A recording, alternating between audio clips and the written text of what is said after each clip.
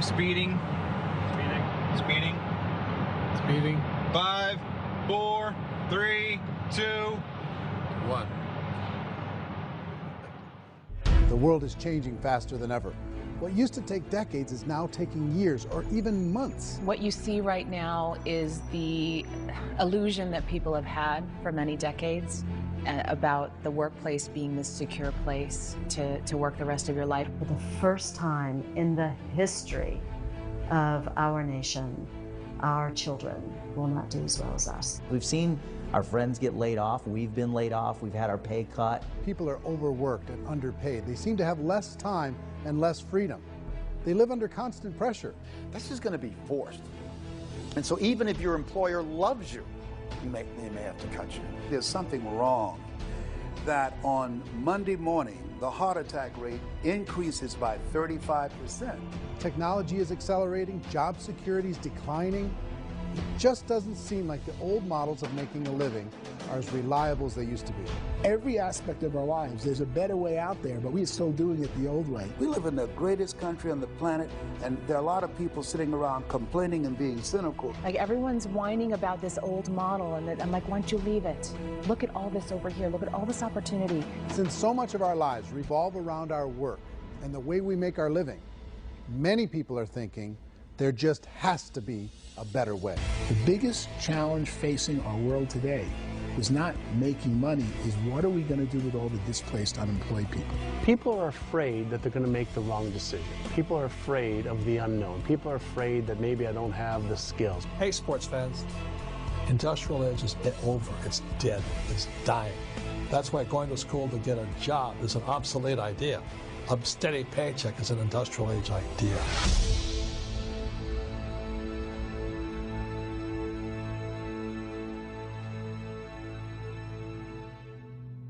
It's the search for answers that has brought us here together today. My name is Eric Worre, and for almost 30 years I've been an entrepreneur, struggling at times, but ultimately succeeding. As a best-selling author, speaker, and business owner, I've spent my entire career helping millions of people around the world to become entrepreneurs. And I believe strongly that there is, in fact, a better way when it comes to how we make a living. The career landscape has changed dramatically, and many are still working in a model that is completely out of date. What worked for previous generations isn't working as well for people today. In this film, we're going to explore 3 important questions. First, what's really going on in our working world today? Second, in this new economy, is it better to become an entrepreneur, or is it safer to work for someone else? And third, if a person decides to become an entrepreneur and start their own business, how can they do it without taking on massive risk? To help in this journey, I've brought together some of the greatest experts and thought leaders in the field of entrepreneurship to share the real facts with you. My intention is to give you new information that will allow you to make choices that are not limited by an old, outdated model. Let's start by understanding what's going on in our working world today.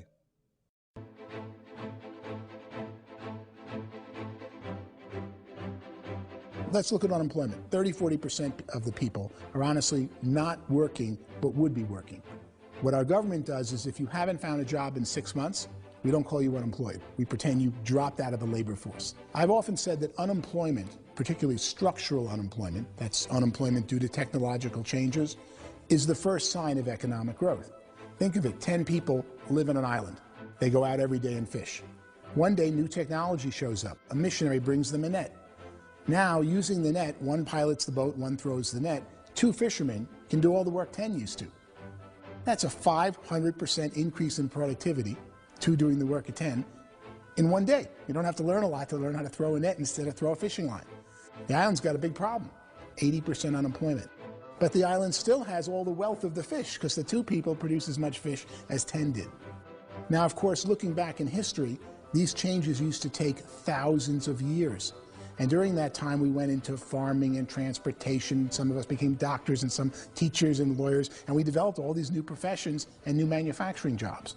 Today, these changes are occurring literally in one day when a new technological advance occurs, and we don't have the social structures to deal with it or to retrain the unemployed people. So one of the things that I think is interesting as I travel across the country and really travel around the world is the way that we work and the way we get paid for work is changing pretty dramatically. On a global basis, everything is being turned upside down because of the rapidly advancing technologies. They are eliminating many jobs, and we have been left with many people not prepared for the jobs that exist. A lot of demand in public companies was to squeeze out all the fat and to get just as much margin as we possibly could, and fat equals humans. So this idea of job security in information age is so obsolete, but it's still taught inside our school system, and that's where the problem starts. There's no financial education in school system, and people are still trained to be employees who work for that paycheck. This is a chart on the middle class. What's happening in the middle class, those that went to school, their incomes have been coming down for years. And parents still say to their kids, go to school, get a job. Now what happens to all those middle class people who are dropping off the ends of the chart? Well, they become what's called working poor. And this is what happens to working poor. But they say poverty is ending. Well, poverty may be ending, but working poverty is going up. And this is food stamp usage. So food stamp usage in America is going through the roof right now, because people cannot earn what they call a living wage. Most people have experienced financial pressures that I think are probably greater than they have been in the past. If you're not working for yourself, then it's going to be a pretty hard road for a lot of people. Today, if you're going to control your future, the 40-40 plan is gone, where you can graduate from college and get a job and work for 40 hours a week for 40 years. That day is gone. So some of these charts actually tell you what's going on. And this is a really interesting one, you know. People are going back to school because if I go back to school, I'll get a nice job. But this is what's happening to, it's called Sallie Mae, which is the student loan guys. Student loan is going through the roof. It's now over $1 trillion, and student loan debt is worse than credit card debt.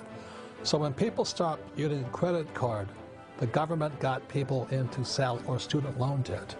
And the problem with student loan debt is you can never be forgiven. See, with credit card debt, you can declare bankruptcy and all's forgiven. But student loan debt, you can declare bankruptcy, you still owe it. It's the worst of all debt. But this is the next picture. Look at this chart here. This is what's happening to wages of college graduates. It's going down. So you go to college, you rack up all this debt, but you earn less money. Now, that's not that intelligent. Average person who's been working a lifetime in America today is ending their lifetime at 65 with about $41,000 in assets. They earned just enough to survive. I think in the United States we have something like 17 trillion in debt. That's just the federal government debt. We got another 2 in municipal and in other, let's call it almost 20 trillion government. We've got 40 trillion in private debt. That comes up to close to 60 trillion.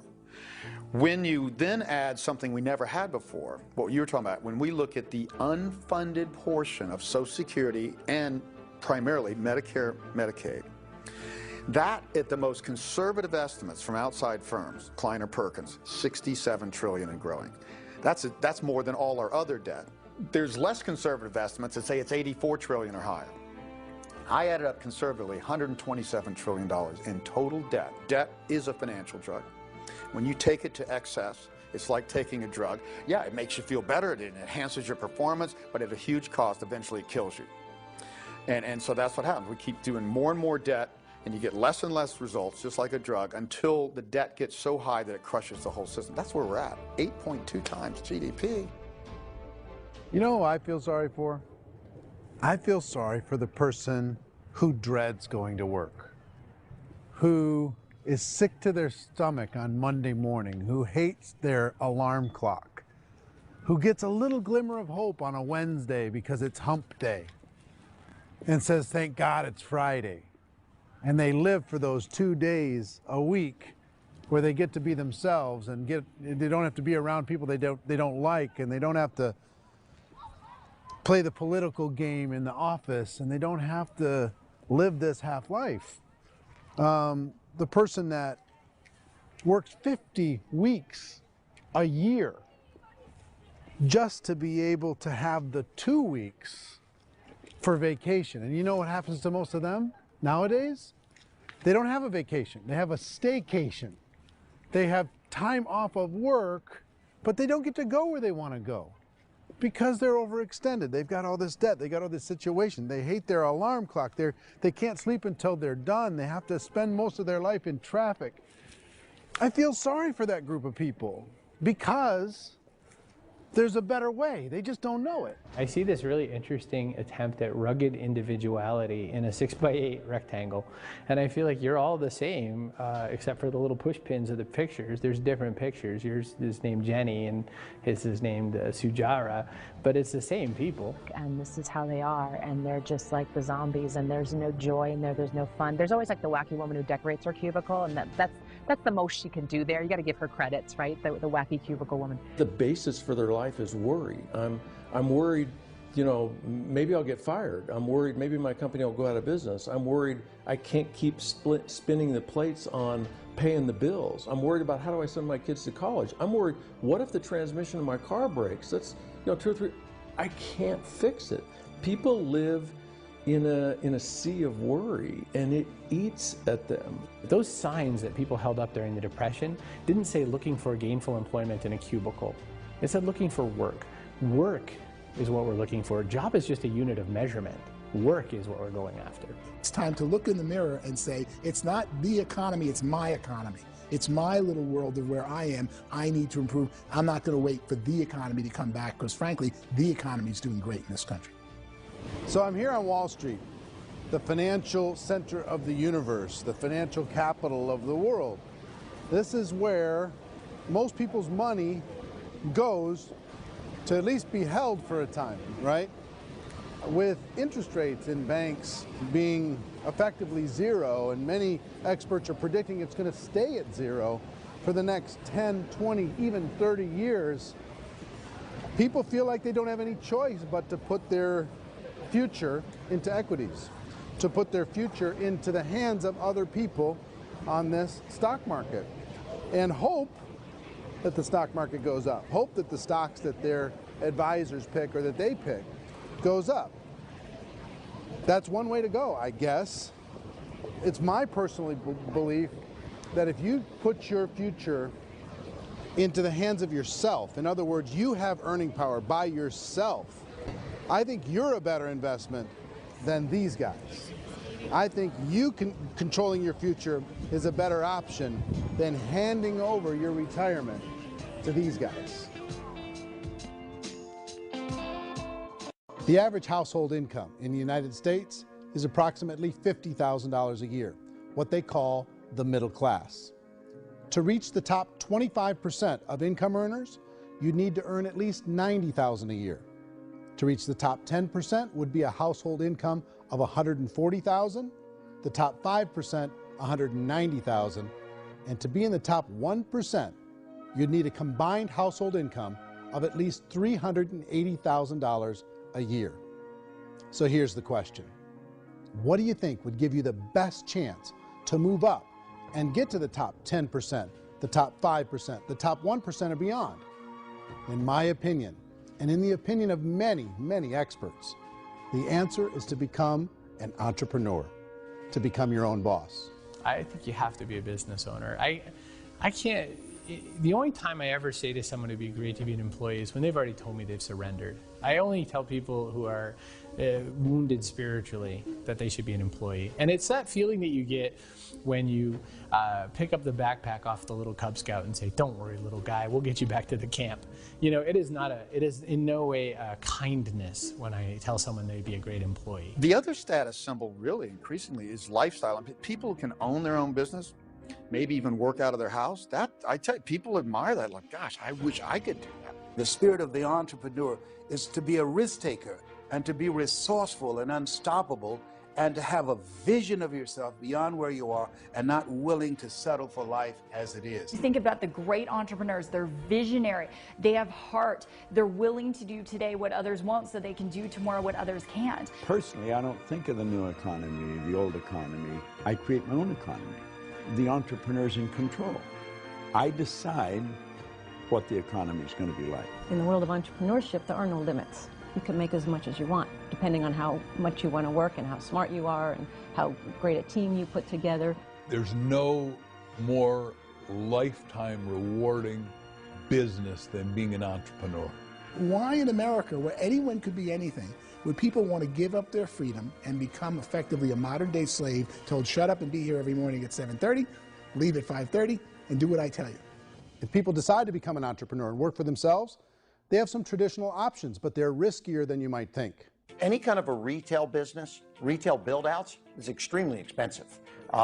Even just these small little yogurt stores where they're putting little yogurt machines and you get all the different flavors, you're spending $200,000, $300,000, $400,000 to open a yogurt shop. I would love to buy a Dunkin' Donuts, but it's $500,000 or so to start.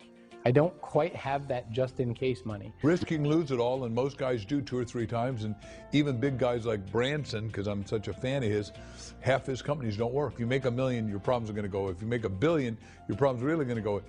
Just the opposite. You and I know when you're making $1 million, you get $1 million responsibilities. You make $1 billion, you got 1,000 times $1 million responsibilities. And most people say, I'd love to be my own boss. 70% of Americans would love to be their own boss, according to recent polls. But they don't know how to get there. Because what are you going to do? One, you could buy an existing business. If somebody's selling an existing business, you have to ask why. Usually because it's probably hard. It's probably not making as much money as they hope. 2, they could buy a franchise. A little less risk, proven system, but it's expensive to be able to do that. 3, they could start something from scratch. And that's where a lot of people feel like, I don't have the chops to do it. I don't have the money. I don't have the product idea. I don't have the expertise. I don't have whatever it's going to take to be able to get there, and I can't risk my family to do it. So, 4th, they could become an investor. A lot of people in this town invest to try and figure out a way, but you got to be pretty smart with that game too, right? Venture capitalists, who are the very best and most sophisticated in investing in new breakthrough businesses, make it on 1 out of 11. That means 10 out of 11 are mediocre or fail. Most of them fail. That's the risk there. An angel investor is lucky to get 1 out of 15 or 20. A business is a team sport. Like, I have to have accountants, I have to have engineers, I have to have system designers, I have to have sales, marketing, I have to have accounting, I have to have mission statements, I have to have legal and all that. The average Joe Schmo, even me, I go out there, I don't have the skills to put a business together. I think the bottom line for the 4 traditional options is they take money, sometimes a lot of it. They take expertise, and they take time. All of that adds up to just too much risk for most people. I bought a business from somebody else, and it was a lot of work. And you start wondering, what did I just buy? Because I guess ultimately I own your email list, and I just overpaid for it. People that start their own business, they spend a lot of money, they spend a lot of time, a lot of effort to get things started. And the more you invest on the upfront, the harder you typically work at it. I can tell you what the success rate is of a restaurant. What is it? They're crazy enough. About 90% of them fail.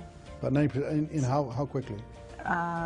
Year less. Wow. And if we're talking non-franchise, we're talking franchise, Sure. That's totally different. Yeah. But our students aren't getting franchise restaurants. You got to invest big money. Exactly. And with someone like McDonald's, you've had to work with the company for a long period of time, really know the Even have a chance at investing $1 million. have a chance, and it's a slim chance. What if there was a way that you had all the proven aspects, the comfort aspects, and you could still control your own life? What if there was both? In other words, you didn't have to create everything from scratch. You didn't have to be a super leader. All you had to do, what if there was a proven product already? You didn't have to create the product. And there's a proven system already, proven training already. Everything except an employer. That was the only thing that you didn't have. Do you think more people would be open to working for themselves in that environment?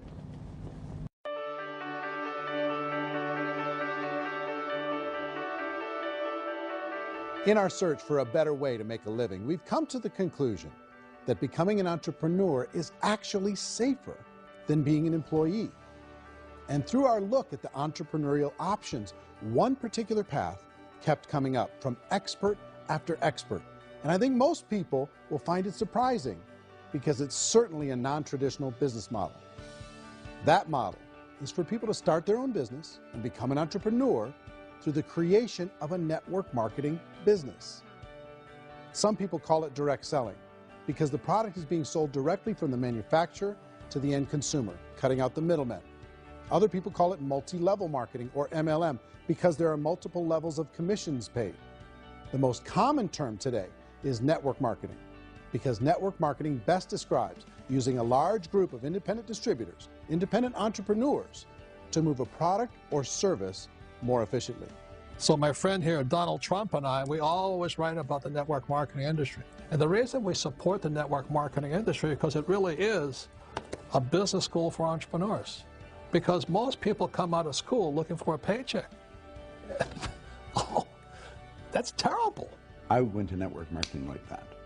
I think if it didn't exist, we should invent it. It is that good. I think direct selling is a great way to do business today. It's very easy to get into that industry, and you can be self-employed, be, in effect, an entrepreneur. When we see multi-billionaires adding network marketing companies to their portfolio of companies, that would be a clue. When we see people who are very famous authors and very famous business people endorsing the industry, that would be a clue. These network marketing companies aren't $50 million companies. They're billions and billions of dollars. They lead the stock market. They're major companies. When we're going to get it? You know, and you're going to school to work for a paycheck, but if you want to be rich, be an entrepreneur, and network marketing gives you the spirit to be an entrepreneur. A traditional company will spend up to 50% of their total revenue on marketing. Network marketing companies use a different approach.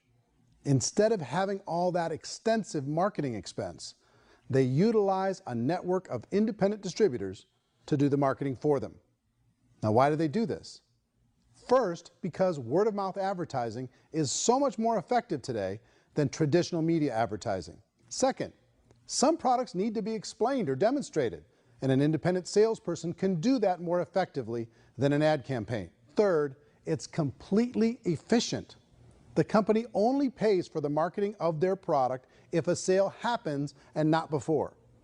Imagine if Amazon allowed you to become an independent distributor and paid out 40% of its revenue to that distributor group.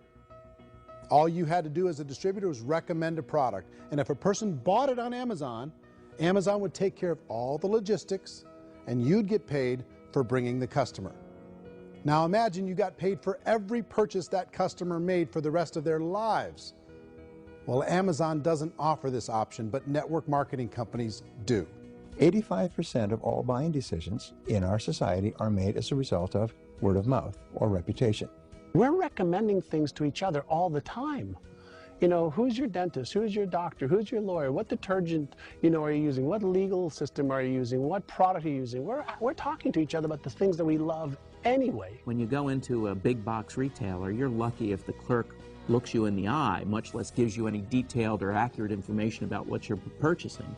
So of course, this personal information, this education coming from a friend, a neighbor, a relative, or even a stranger, but one who has experience with the product is extraordinarily valuable. As a matter of fact, network marketing can educate consumers probably better than any other form of marketing. It certainly can do better than advertising, because advertising usually has a certain hype to it, and you can only get limited information. So, network marketing trumps advertising. If you were a typical sales company and you wanted to sell $1 million a month worth of product, you might go find 100 superstar salespeople. The quota would be $10,000 a month. So network marketing as a distribution system just flips the numbers. So we use 10,000 happy, raving fans of a particular product, and we don't concern ourselves so much with how much product each one of them individually sells. If they sell just $100 or $200 a month, and there's 10,000 of them, you're selling $1 million to $2 million a month worth of product. And that's the best way I can explain how network marketing works. This is the marketing arm of the company. There's not money being wasted on bricks and mortar. There's not money being wasted on inventory that's sitting stagnant somewhere. There's not of employees standing around that don't have customers. These are people that are going to connect with customers. These companies allow people to become independent distributors for extremely low cost and with no minimum time or sales quota. Essentially, they own their own business and can provide as much or as little sales as they choose. In other words, the distributor gets all the benefits of traditional business ownership without the risk. The advantage of network marketing is the ease of entry, the low risk, and the low startup cost, because almost everything else has very high risk. You can get in for a minimal investment. You're buying into a system that's already been proven, products or services that have been proven to work. The keys to network marketing is providing an opportunity for the masses to get involved, providing an opportunity for the average person who doesn't have the resources to start their own business. All of this so far is fairly straightforward, but network marketing offers another benefit, and it's this benefit that makes it so interesting for entrepreneurs. Network marketing allows a distributor to build their own network of other distributors and then compensates them on the sales created by that entire group. Direct selling is, at its base, very simple. It's the sale of a product or service to an individual on a face-to-face, one-on-one basis, just the way we're talking right now. But there's an important element as well, and that's the offering in conjunction with that sale of product, the offering of an opportunity for someone to make something of themselves. No matter what your social status is, no matter what language that you speak, I mean, look how many unbelievable people are becoming successful to speak every kind of language out there. What an awesome gift to give the world. Instead of having to work your way up in a system and prove that you could be a sales manager, they just decided everybody can be a sales manager. Everybody gets to build a sales team from day one. And so what that brought into the system of growth as a direct selling company is the concept of compounding or geometric progression. Because now you can actually grow sales force very quickly because everybody is enrolling people in their own sales force. People who are like, oh, this is weird, I'm building a sales team, or what do you think you do at a regular company? How do you think a regular company works? Network marketing is the only industry that doesn't say your past determines your future. It looks at your past and says, okay, now what can we train you to do so you can have a great future? Every other employer out there wants to exploit you for what you already know, not teach you something new. Network marketing has a potential to save the United States and the world, because it's going to teach people not to be employees, but to be entrepreneurs.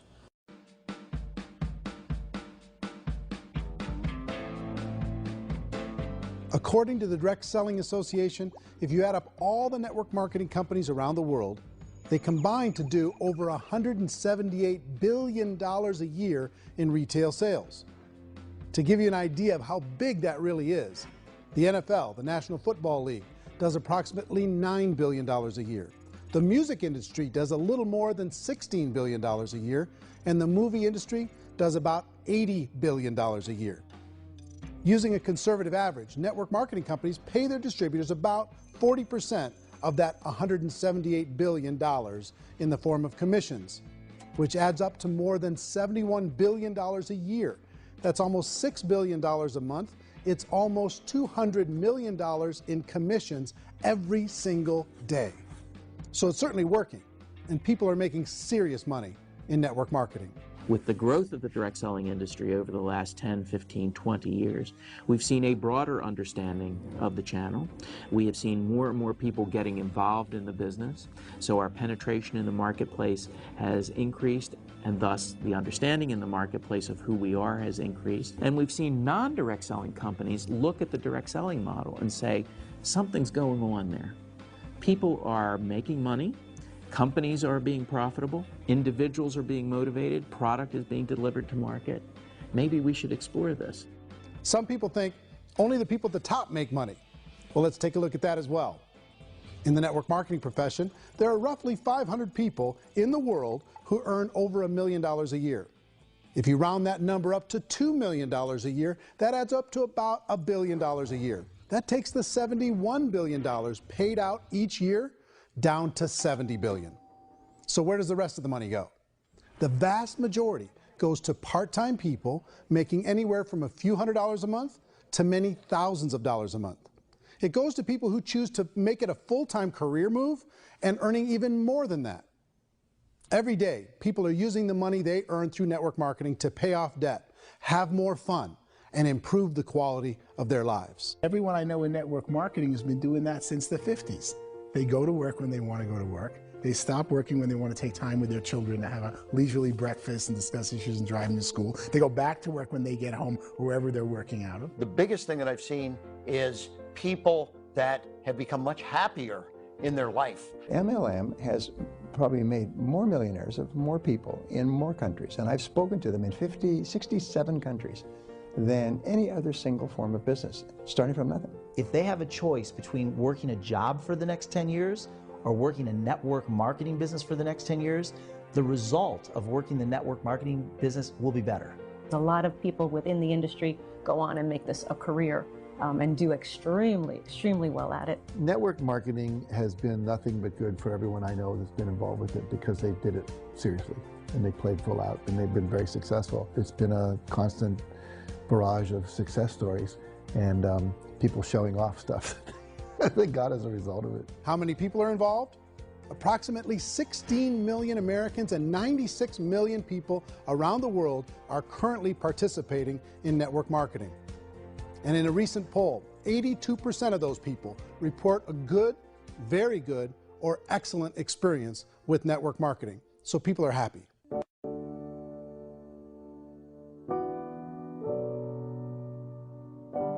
So I've taken a look at the network marketing profession and really tried to understand why so many people are confused as to the validity of this as a business.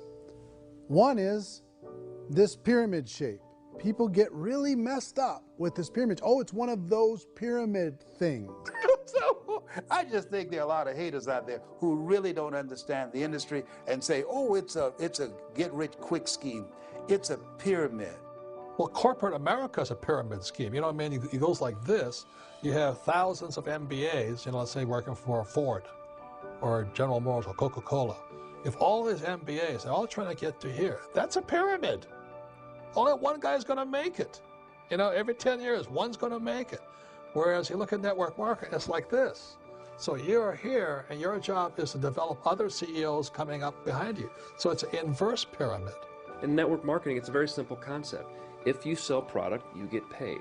It is paid based on production. There is no first mover's advantage. There is no investment component where the more somebody spends, the more they're entitled to make. So the two are polar opposites of each other. It doesn't matter what shape the company is or the compensation plan is shaped, whether it's a circle or a pyramid or a triangle or a trapezoid, it doesn't matter. If compensation is coming primarily from recruitment, then you've got a problem. On the other hand, if an operation is basing their compensation to participants on the basis of sales, even when those sales are generated by people you've recruited, well, then you're a perfectly legitimate enterprise. That's the legal test, it's the practical test. Another issue that's been true in the past that is no longer true now is people used to be in network marketing loaded up with products that they couldn't sell and they ended up a loser. They ended up with a bunch of product in their garage, they ended up with a bunch of products sitting in their kitchen shelves or whatever, and they thought they could sell it and then they weren't willing to or able to sell it and they ended up with a bunch of stuff and they were bitter about it. There was this thing called front loading where you had to buy if you bought $25,000 worth of product, you got better commissions and all this. Today, it's almost all done by computer. It's direct mail comes from a warehouse somewhere else. You don't have to have all this inventory. You don't have to stock up. It's a paperless world now. Most of it's done online. You have a back office. It really works. And I mean, the technology has changed everything. Third issue is people start talking about 99% of people in network marketing don't make any money.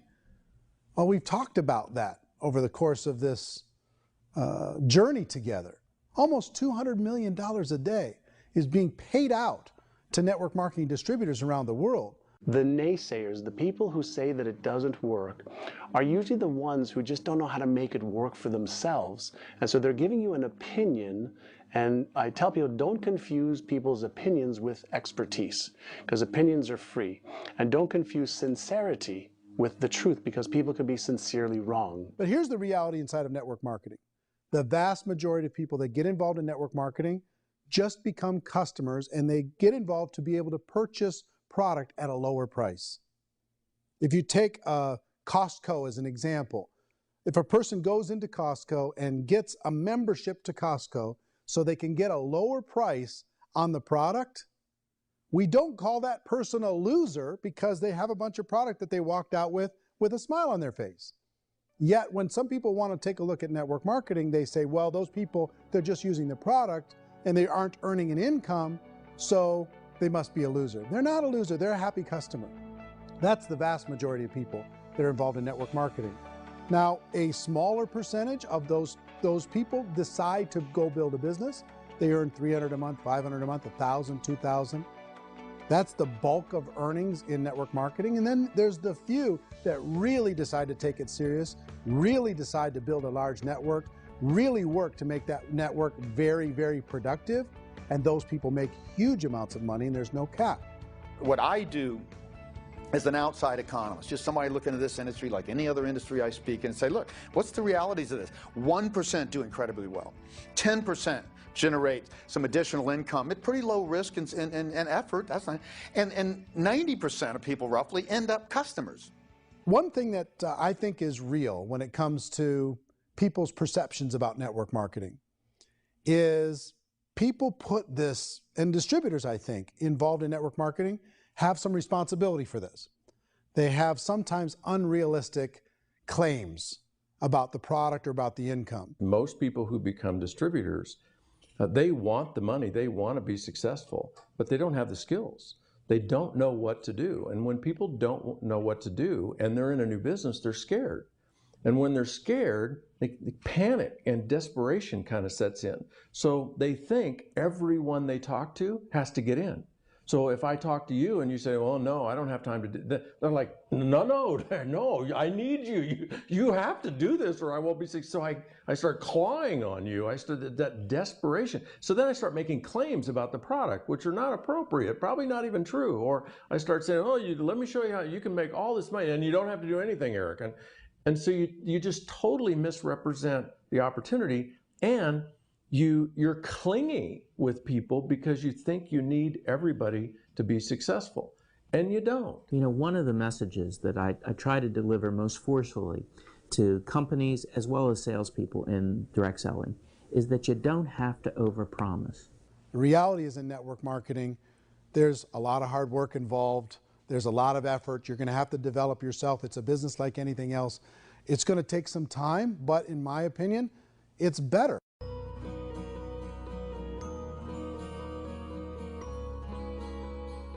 It's light years better for people starting today than it was even 5 years ago. I think it's more widely accepted now, and people understand it is a business. It is being an entrepreneur. It is being a business owner. Our belief system is based upon our evaluation of something, and frequently if we reevaluate a situation, our belief about that situation will change. The industry has changed and it's grown up. It's totally transformed. You've got young people today that have grown up with social media, and they understand networks. They understand how people are connected through technology, and they understand how money flows through those networks.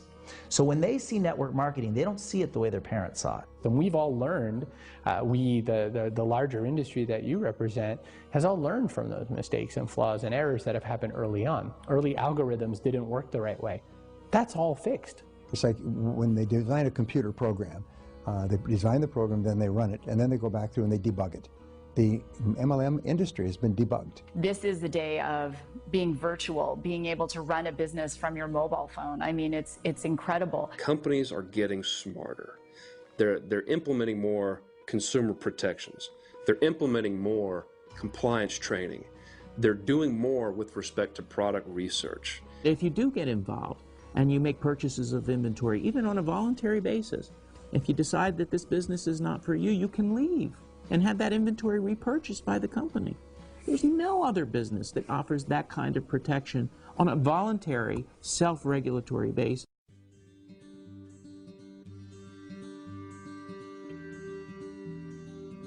If you decide to look further into a network marketing business in order to generate more cash flow for your family, I would recommend reviewing the following 4 elements. First is the product or service. And on the product or service, I would ask 5 important questions. 1, do you like it? Is it something you would feel comfortable sharing with others? 2, is there a recognized need in the marketplace? It's hard to create a need if one isn't naturally there. 3rd, does the product meet that need? Does it solve a legitimate problem for consumers? And 4th, is it priced to sell? Can it compete in the marketplace? And 5th, is it priced for profit? Is there enough margin for the company and the distributor to be able to generate income for the long term. If you can answer the questions on the product to your satisfaction, the next element to consider is the company itself. Is it well run? Do you believe in the founders or the management team? Do you feel they have what it takes to go all the way? See, it doesn't matter how good the product is if the management can't take care of the company. Good management can change with the times. They can handle adversity. They can make good decisions. Make sure you choose a company that can serve you for a long time. The third element to consider is the compensation plan. And with that, there are 3 important things to look at. First, a brand new person needs to be able to generate some money fairly quickly. It may be an obvious reason, but you can probably imagine the ripple effect of a distributor getting involved and having even a small victory fast. That can only help with the overall success of the organization. Second, a person should be able to develop a moderate part-time income in a reasonable period of time. As they develop their network and as their sales grow, they should be able to enjoy more benefits. And third, for the people who are really serious, for those who decide to really go pro in the network marketing profession, there should be the possibility to make a serious full-time income if they work hard and are committed to developing their skills. If you're comfortable with the product, the company, and the compensation plan, the last thing you should look at is the support that will be made available to you. Does the company have a website? Does it have a solid online reporting tool? Do they have comprehensive training available? Do they host events to help you build your business? If you decide to do this, what kind of a support system can you plug into? Choosing a network marketing company is a personal decision.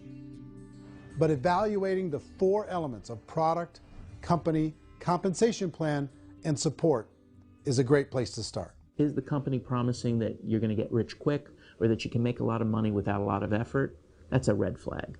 Is there a product that you really believe in that you think can be sold? Or are you being told by salespeople or the person who's trying to recruit you or by the company itself that don't worry about the product, all you have to do is recruit other people into the business? Red flag, warning sign. If you're hearing that, take a second or even a third look. Get to know the customers, the products, the business, have some success, and see where the opportunities might take you to move up in the organization. You want to find out, how concerned are they about my education, my training, and my development? Is there a space for me to grow? Most important question. Learn everything that you can about the product. Make sure it's something that you believe in, and learn everything you can about the industry and work that system. You have to be very passionate about whatever that company is doing. I would get involved. You can always test drive anything, you know, the product, the service, the community, and then lean into it a bit. If it feels good, then lean into it a lot. Behind me is the Lincoln Memorial. And this is a place where Martin Luther King Jr. had his famous "I Have a Dream" speech. And at that speech, he talked about his dream for equality for everyone around the world, and that's a noble dream. But I think more people need to remember what it was like when they were kids and the dream was still alive in them, before it got beaten out of them by reality, by this paycheck, by these responsibilities, and by having to live for this job to pay the bills. I think people need to remember that, go back to that. Once they know that there's a better way, I think their future is going to be much brighter. They can live a better life.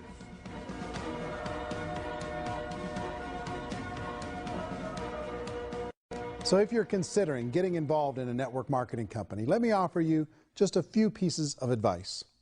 First, network marketing isn't perfect. It's emotional, it's challenging. Like any entrepreneurial venture, it can have its up days and its down days. But if you have an entrepreneurial bone in your body, it's just better. Second, if you're gonna do it, decide to be professional. Decide to go pro. It's better to do that than just be this amateur sticking your toe in the water. Third, as any professional, you're gonna have to learn some new skills. And I promise you, inside of the network marketing profession, they're not too difficult to learn. Fourth, like anything worthwhile, it's gonna take some time. Don't expect that you're gonna get to the finish line right out of the gate. And fifth, it's worth it. It's worth it to be able to take charge of your life again. It's worth it to be able to control your own financial situation. It's worth it for the people you're going to be able to spend time with. It's worth it for the things you're going to be able to see and the experiences you're going to be able to experience. It's worth it for the causes you're going to be able to contribute to, the lives you're going to be able to touch, the customers you're going to be able to help, the friendships you're going to be able to develop. I promise you, it's worth it. Remember, most people are searching for answers just like you are. But I do have to tell you the catch to network marketing. If there is a catch, if you want to understand this from an emotional point of view, people say, well, it sounds too good to be true. It's not, it's hard work. But here's the catch. Most people still don't understand it. So you're going to have to endure the loss of social esteem from ignorant people. The uneducated will think less of you. Now, if you can handle that, you're on your way. If that's going to destroy you, you know what? Entrepreneurship in general probably isn't in your future. If you can face that catch, you can become unstoppable. I want everyone to really contemplate this if they're not in network marketing. You're in a job, you probably have a mortgage, you have rent, you have debt, whatever's going on. You're in a prison. You work just hard enough to keep them from firing you, and they pay you just enough to keep you from quitting. Come on! I've been there, done that, and bought that t-shirt. In network marketing, if you run into failure, it's really just a homework lesson for yourself. There's no one to blame. You really have no excuse not to be successful. You just don't. People don't want to hear that, but there's so much available to you. If you want to be a good network marketer, be a student to the people above you, be a fellow traveler to the people on the same level, and be a teacher to those below, and know when it's appropriate to do which. People who are not afraid of asking people to buy things, or not afraid of persuading people with a chance they may say no, these people own the future. Nothing happens until something moves. So you got to go move, you got to go do something, or nothing's going to change in your life. In the beginning, you're going to do a lot of things that you don't get paid for. But as you go down the road, you get paid for a lot of things that you don't do. Now your job is rehabilitate the spirit, the entrepreneur spirit in all of us. You get it back. Either give it a strong yes or a strong no, but no wishy-washy, dilly-dally stuff in the middle. There's dreams and there are nightmares, but I believe that the biggest nightmare of all is when you don't pursue your dream. You're going to see some monumental growth in this profession. It's an exciting, exciting time to be involved with the network marketing profession. The next 10 years, I see just exponential growth. When that tipping point comes, it's not a matter of asking somebody, have you ever heard about network marketing? You're really asking them, which company are you building your wealth in? We are here to fix the world, to improve relationships with other people, to improve other lives. And the real reward comes as an entrepreneur in any level from teaching somebody something and watching them soar. There is no greater reward.